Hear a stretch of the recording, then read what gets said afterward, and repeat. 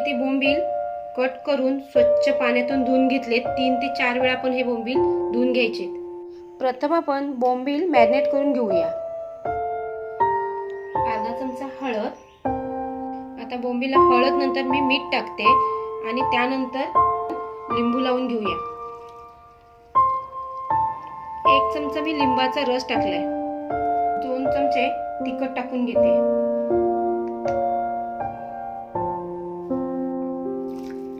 हे चांगलं आता आपण व्यवस्थित असं मिक्स करून घेतलंय. सगळ्या पीसला लावलंय आणि ते आता 15 मिनिटासाठी मॅरिनेट करण्यासाठी आपण ठेवून देऊया.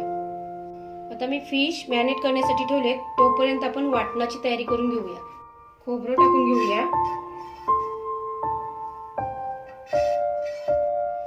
10 ते 12 पाकळ्या लसणाच्या टाकायच्या आहेत. यामध्ये लसूण पूर्ण सोलायचं नाहीये. वरच्या साली काढून टाकायचे आणि आपल्याला तसाच घ्यायचा आहे.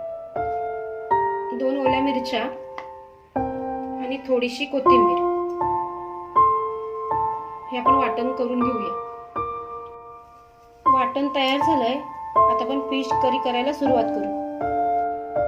भांड तापलंय. आता मी त्यामध्ये 3 चमचे तेल ओतते. तेल तापलंय. त्यामध्ये 6 ते 7 पाकळ्या लसणाच्या बारीक करून टाकते. हे वाटण करून घेतलंय. ह्या वाटणामध्ये थोडंसं पाणी टाकलंय. ते प्रथम आपण फोडणीला टाकू.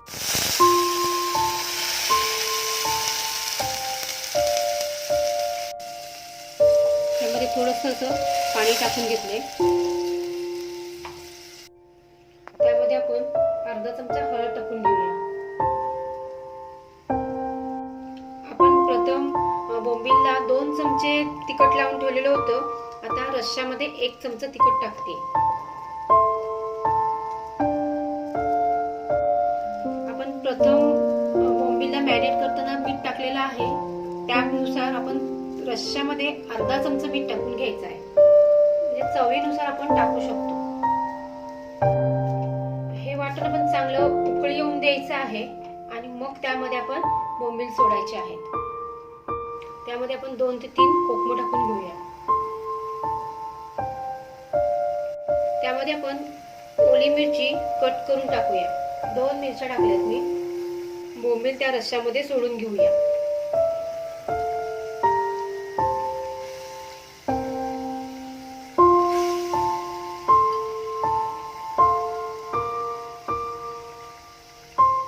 त्यामध्ये थोडंसं पाणी ओतून घेऊया.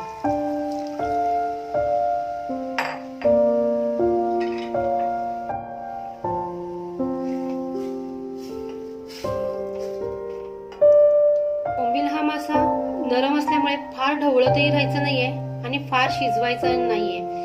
त्याला चांगली उकळ आली की त्यामध्ये कोथिंबीर टाकायचं आणि वरून झाकण ठेवून बंद करायचं गॅस. आता बघा रस्सा आपला छानपैकी शिजलाय. त्याच्यामध्ये आता आपण कोथिंबीर टाकून घेऊया. रश्श्याला छान अशी उकळी आली आहे. कोथिंबीर टाकून झाल्यानंतर आपण आता याला झाकण ठेवायचं आहे आणि 2 मिनिटं झाकण ठेवून गॅस बंद करायचा आहे. गरम वाफेमध्ये बोंबील छानपैकी शिजतात. त्याच्यामुळे ते मोडत नाहीत.